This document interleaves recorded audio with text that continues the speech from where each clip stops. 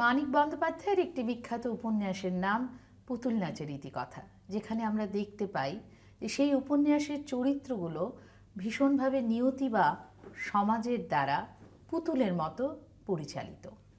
কিন্তু বন্ধুরা, আমরা যদি দৃষ্টিভঙ্গিটা একটু পাল্টে নেই, তাহলে আমরাই কিন্তু পারি সমাজ বা নিয়তির দ্বারা চালিত না হয়ে পুতুলের মতো নিজেদের মতো করে আমরা নিজেদের শর্তে এগিয়ে যেতে।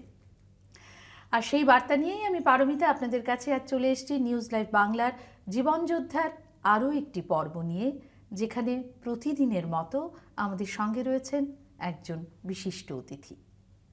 আমাদের সঙ্গে আজকে রয়েছেন ডক্টর মৌসুমী ভট্টাচার্য, গুয়াহাটি ইউনিভার্সিটির মাসকম ডিপার্টমেন্টের গেস্ট ফ্যাকাল্টি হয়ে তিনি রয়েছেন, এবং সেই সঙ্গে তিনি পুতুল নাচ বা পাপেট শো নিয়ে কিন্তু সমাজের কাছে কিছু বার্তা পৌঁছে দিচ্ছেন। আমরা আলাপ করে নেব আমাদের আজকের অতিথি ডক্টর মৌসুমীর সঙ্গে। মৌসুমী, আপনাকে স্বাগত আমাদের এই অনুষ্ঠানে। প্রথমেই জানতে চাইব যে এই অনুষ্ঠানে আপনি আমাদের আমন্ত্রণে সাড়া দিলেন, আপনার কেমন লাগছে? আমি তোমাকে পারমিতা আর পিয়ালিকে আমার একদম মন থেকে অসংখ্য ধন্যবাদ জানাচ্ছি। কেন কি আমি হলাম ক্যামেরার পেছনে থাকা মানুষ, আর তোমাদের এই রীতিমতো টানাটানিতে আমি আজ ক্যামেরার সম্মুখীন এসে দাঁড়ালাম। পুতুল নাচ নিয়ে আমার কাজ, আমি সবসময় পেছনে থেকেই করি। যেরকম পুতুলকে যারা চালায় ওদেরকে দেখা যায় না, সেরকমই আমার জীবনের যুদ্ধটাও হলো আমি পুতুল নাচ নিয়ে কাজ করছি। আমার নামের সঙ্গে হয়তো মানুষ পরিচিত, কিন্তু আমাকে আজ তোমরা সারা রাজ্যের মানুষের সঙ্গে পরিচিত করিয়ে দিলে, তো এই জন্য ধন্যবাদ, অসংখ্য ধন্যবাদ। আমরাও ভীষণভাবে আপ্লুত যে আমাদের ডাকে আপনি সাড়া দিয়েছেন, এবং এই যে আমাদের ক্যামেরার ওই পাশের বন্ধুরা আপনাকে সরাসরি দেখতে পেলেন, এবং আজকে আপনার এই যুদ্ধটা পুতুল নাচ নিয়ে আপনি যে যুদ্ধটা করছেন সেই যুদ্ধের কথাটা আমরা তুলে দিতে পারবো। তো সরাসরি চলে যাব আপনার কাছে আবারও প্রশ্ন নিয়ে, যে এই পুতুল নাচ বা পাপেট শো, এই শিল্পের প্রতি আপনার ভালোবাসা ঠিক কিভাবে জন্মালো? এটার কাহিনীটা একটু লম্বা হবে। এটা হলো শুনতে 2002 সালের কথা, যখন আমি আসাম ইউনিভার্সিটি শিলচর থেকে আমার মাস্টার ডিগ্রি করছিলাম। আচ্ছা। তখন আমাদের কোর্সে একটা পেপার ছিল ট্রেডিশনাল ফোক মিডিয়া, আর তখন আমার প্রফেসর আমাকে পাপেট্রির উপর একটা সেমিনার করতে দিয়েছিলেন। তো আমি কিন্তু আসামে জন্মগ্রহণ করেছি, কিন্তু ততদিন অবধি সেই 22-25 বছরের একটি মেয়ে ওই হিসাবে কিন্তু আমি খালি জানতাম যে পুতুল নাচ মানেই রাজস্থানের কাঠপুতলি। আসামে যে এই আর্ট ফর্মটা এত প্রচলিত আর এত পুরনো, আমার কোনো ধারণাই ছিল না। তো আমি যখন ওই সেমিনার পেপারটা নিয়ে কাজ করা আরম্ভ করলাম, আমি গিয়ে যখন ইনফরমেশন বের করলাম, আমার খুব লজ্জা লাগলো আর আমি শকড হলাম। কেন কি তখন এখন যেরকম আমরা গুগলে গিয়ে সার্চ করি, আমি যখন গুগলে গিয়ে সার্চ করলাম, গুগল আমাকে একটা লিস্ট দিল যে আমাদের ভারতবর্ষে 12টা স্টেটে পুতুল নাচের প্রচলন আছে, আর Assam was on top of the list. তো আমার সেটা একটা শখ ছিল যে আমি জন্মের থেকে আসামে আছি, কিন্তু কোনোদিন আসামে পুতুল নাচের কথা আমি শুনলাম না, এটা কেন? ওই দিনই আমি এটা নির্ধারিত করলাম আর একটা ডিসিশন বানিয়ে নিলাম যে ভবিষ্যতে যদি আমি কোনোদিন গবেষণার দিকে এগিয়ে যাই, সেটা আর অন্য কোনো সাবজেক্ট হবে না, সেটা পুতুল নাচই হবে। আর আমি নিজের একটা টান সৃষ্টি করতে পেরেছিলাম, ওটাতে আমি এখনো আগ বেড়ে যাচ্ছি। এই কাজটার জন্ম।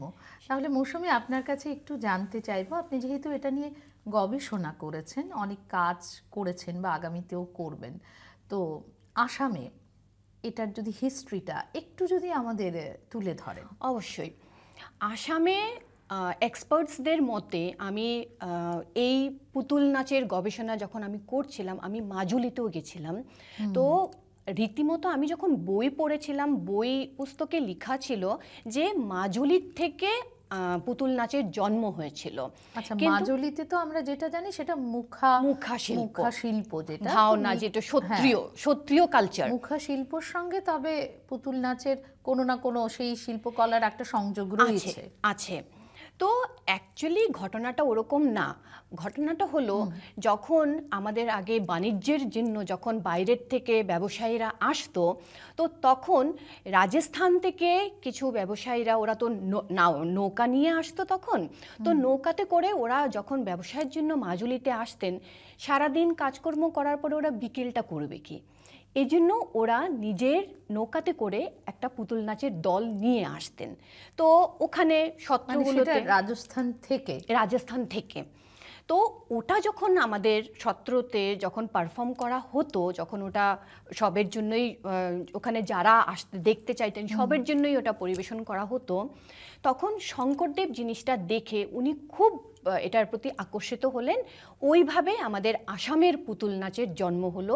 উনি এই জিনিসটাকে আগ বাড়িয়ে নিয়ে গেলেন, অ্যান্ড ওভার দ্য ইয়ার্স এটাতে আমাদের আসামি কালচার, অ্যাসামিস কালচার আসলো, বিহু আসলো, আসামের যত লোক সংস্কৃতি ওটার ভেতরে ঢুকে গেল।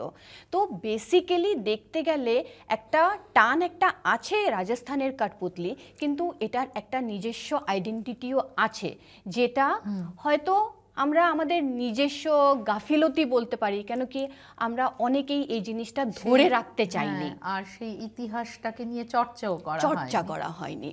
তো ওইভাবে দেখতে গেলে আসামে স্ট্রিং পাপেট্রি, যেটা সুতা পুতুল বলা হয়, ওটারই প্রচলন। কিন্তু কিছু কিছু জায়গায় মেনশন করা আছে যে আসামে ওয়াটার পাপেট্রিও একটা সময় খুব বেশি প্রচলিত ছিল। ওয়াটার পাপেট্রি হলো মানে জলের একটা, ভাবো একটা কোনো জায়গাতে জল থাকবে, জলের উপর পাপেট্রিটাকে পারফর্ম, মানে কোনো স্টেজ না, এমনি পুতুল নাচের হয়তো কোনো মঞ্চতে পারফর্ম হচ্ছে, ওটা হলো ওই জলের, যেটা মানে মঞ্চতে জল থাকতে হবে, এন্ড ওই জলের উপরেই পাপেটগুলো পারফর্ম করবে। আচ্ছা, সেটা আসামে প্রচলিত ছিল। এটা হলো শঙ্করদেবের জন্মের আগের কথা আমি বলছি। কিন্তু দুর্ভাগ্য, মানে আমাদেরই দুর্ভাগ্য যে আমরা ওই জিনিসটাকে ধরে রাখতে পারিনি।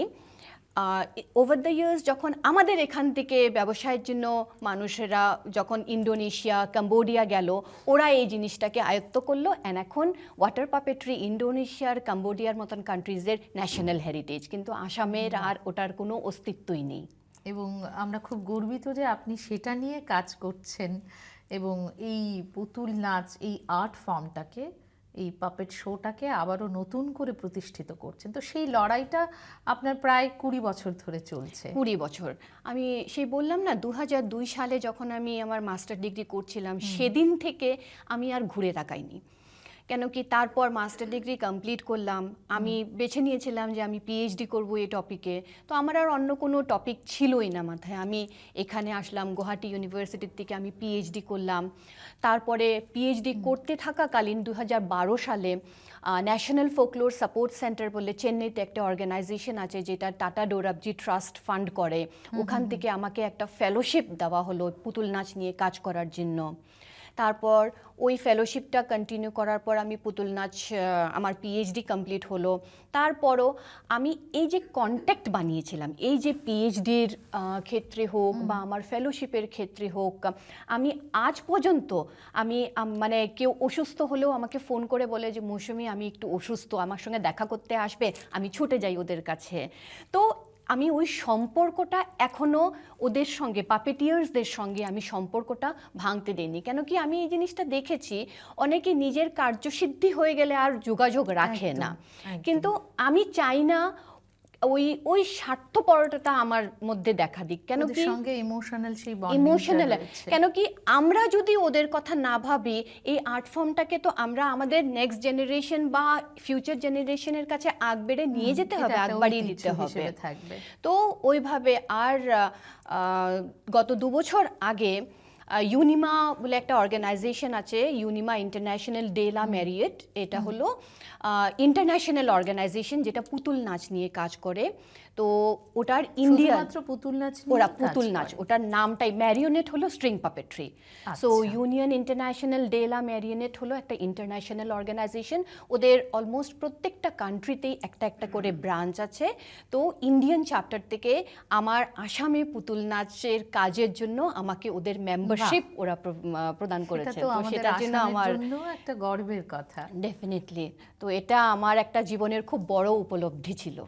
বাহ, তাহলে আমরা মৌসুমী আমরা ধরে নিতে পারি যে আপনার এই কাজ বা বিগত 20 বছর ধরে আপনি পাপেট শো বা পুতুল নাচ নিয়ে যে কাজগুলো করে যাচ্ছেন সেটা মোটামুটি স্বীকৃতি পেয়ে গেছে এখন।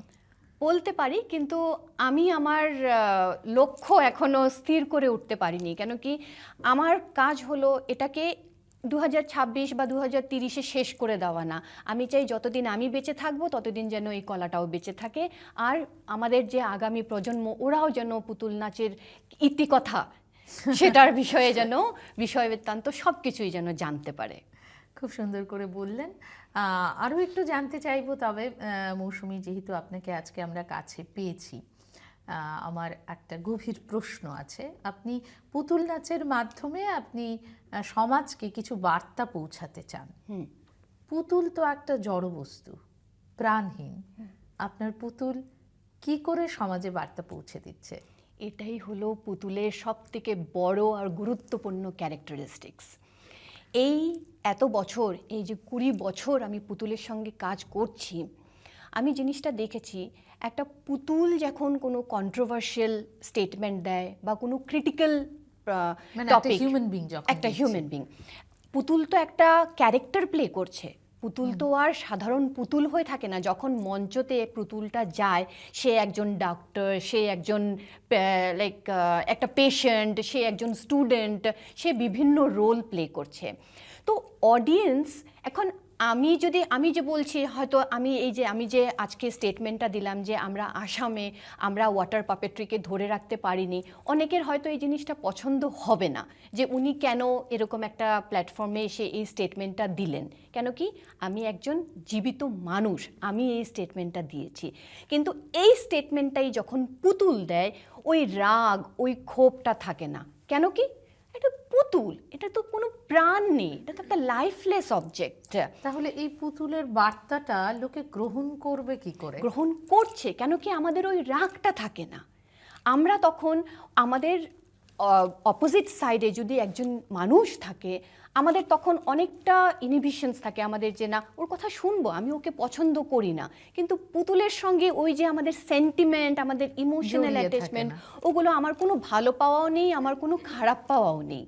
তো এই জন্য পুতুল যেই স্টেটমেন্টগুলো দিচ্ছে, পুতুল যে সংবাদগুলো প্রোভাইড করছে, সেটা আমি কোনো রাগ ছাড়া, কোনো ক্ষোভ ছাড়া, কোনো ধরনের ইমোশনাল অ্যাটাচমেন্ট ছাড়া আমি ওটা গ্রহণ করছি।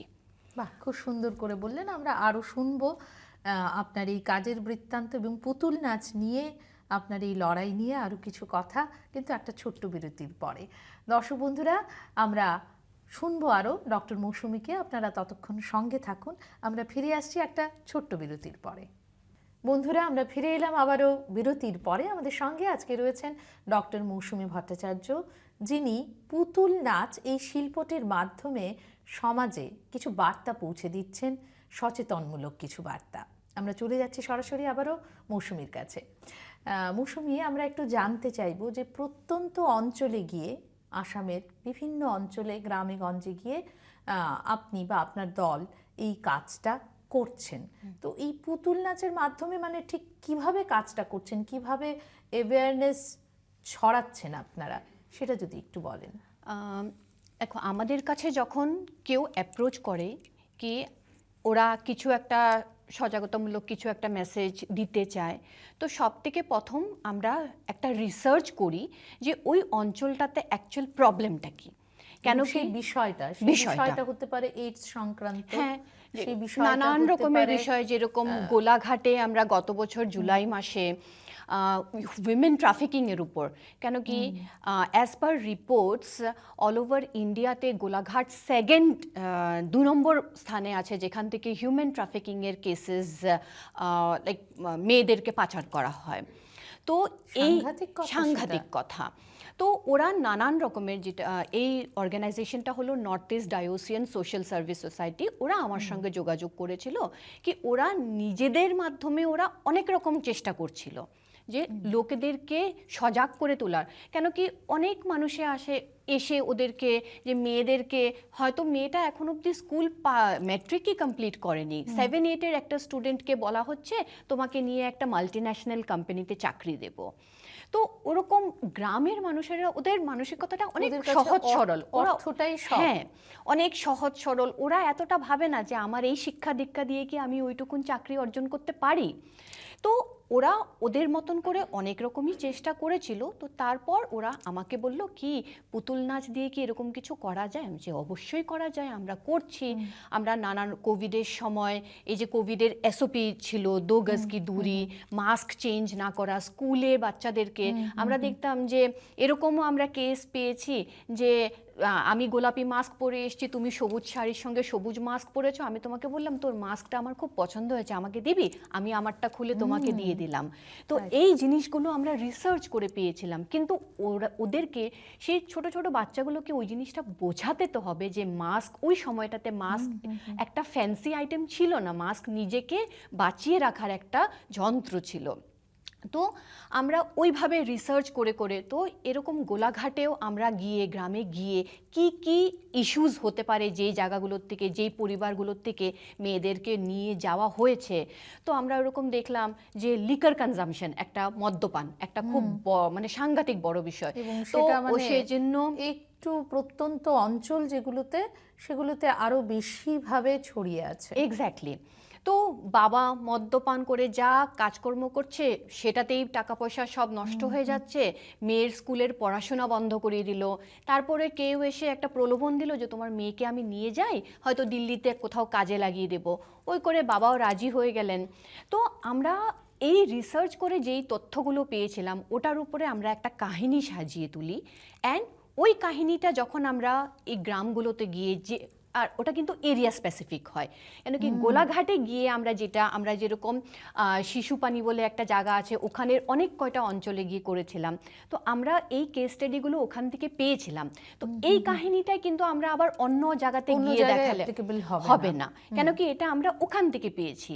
তো আমরা এই নাটকটা গিয়ে যখন গ্রামে গঞ্জে গিয়ে, হয়তো কমিউনিটি হল একটাতে গিয়ে আমরা ওদেরকে আগে অ্যানাউন্সমেন্ট করে বলে রেখেছিলাম যে আমরা অমুক দিন আসবো, অনেক মানুষ সেই বাজার অঞ্চলে, যে বাজার বার দিন, তারা তো কোনো একটা মানে সেভাবে থিয়েটার শো বা নাটক শো যেরকম করি ওরা তো ওটাই দেখতে এসছে। আমরা ওরকম ওদেরকে আগে কখনো বলিনি যে ওটার নাটকটার কন্টেন্টটা কি থাকবে, কেন কি আগে পুতুল নাচে কি হতো, মহাভারত, রামায়ণ, সতী সাবিত্রী কথা, সাবিত্রী সত্যবান, রাজা হরিশ্চন্দ্র, এরকম মাইথোলজিক্যাল থিমস থাকতো।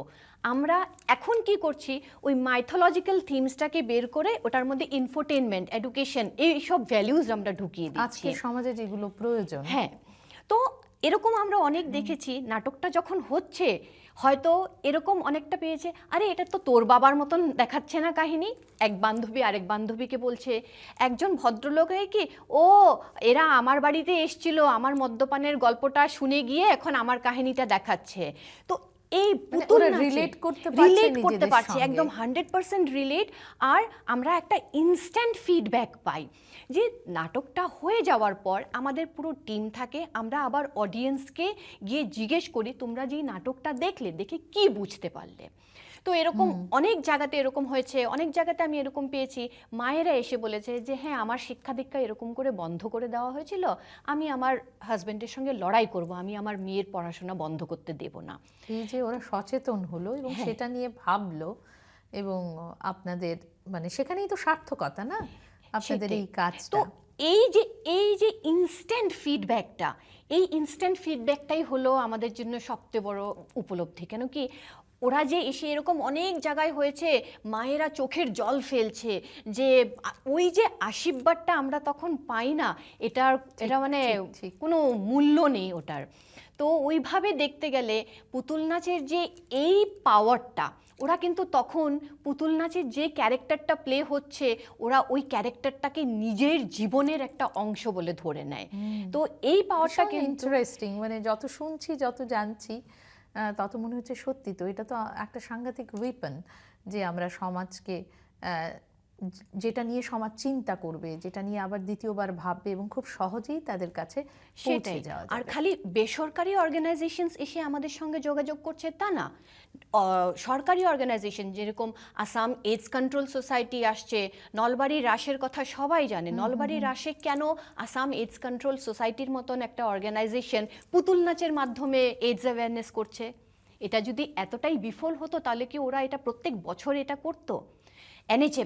এনএচএম এর মতন ওরা এই ডিওয়ার্মিং, ন্যাশনাল ডিওয়ার্মিং ডেতে আমাদেরকে বলেছে যে একটা আমাদের ওই ডিওয়ার্মিং রিলেটেড যত তথ্য ওরা দিয়েছে, আমাদেরকে বলেছে একটা ভিডিও একটা বানিয়ে দিন, ওটা আমরা আমাদের যখন আশা ওয়ার্কার্সরা যখন গ্রাম ভিজিট করে আমরা ওদেরকে দিয়ে এটা দেখাবো, দেখিয়ে বাচ্চাদেরকে। আপনারা কোনো ভিডিও প্রেজেন্ট করছেন নাকি সেখানে ইনস্ট্যান্টলি মানে ওই পুতুল নাচটাই না, পুতুল নাচই করা হচ্ছে? হয়।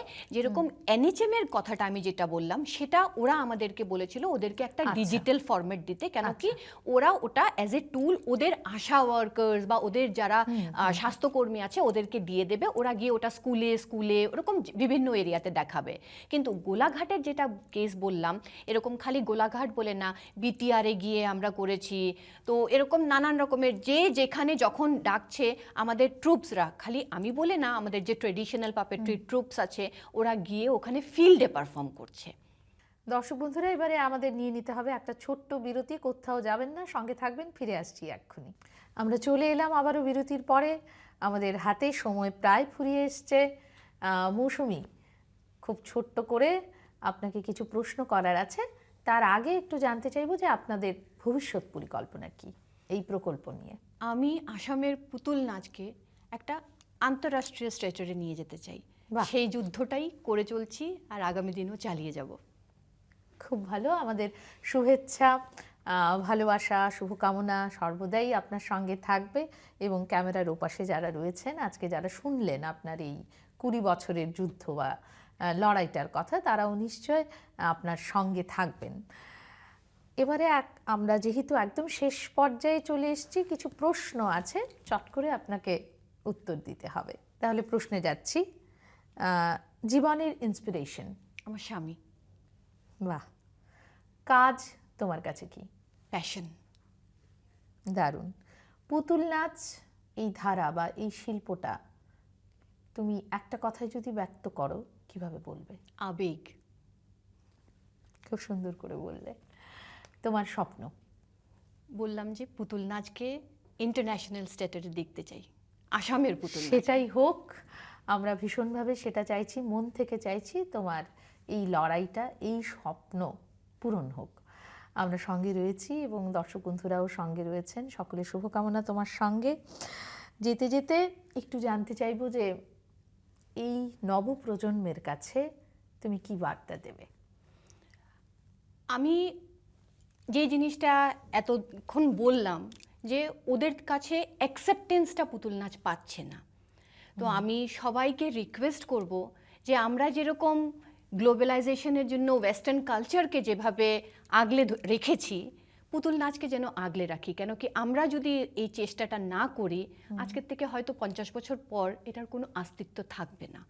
তো আমি চাই, আমি আমার মতন করে না দেখতে পারলেও আমরা যেরকম সিনেমা হলে গিয়ে মাল্টিপ্লেক্সে গিয়ে ছবি দেখছি, ওরকম সামান্য যে পুতুল নাচের যখন পারফরমেন্সগুলো হয়, আমাদের যদি ইয়াঙ্গার জেনারেশন একটু আগ বেড়ে গিয়ে ওদেরকে একটু সম্মান জানানোর জন্য যদি এগিয়ে আসে তার জন্য, তো ওদেরকে যদি ওইটুকুন, ওরা কিন্তু বেশি কিছু চায় না, ওদেরকে ওদের সামান্য সম্মানটুকুন যদি দেওয়া হয়, ওদের জন্য ওটাই অনেক।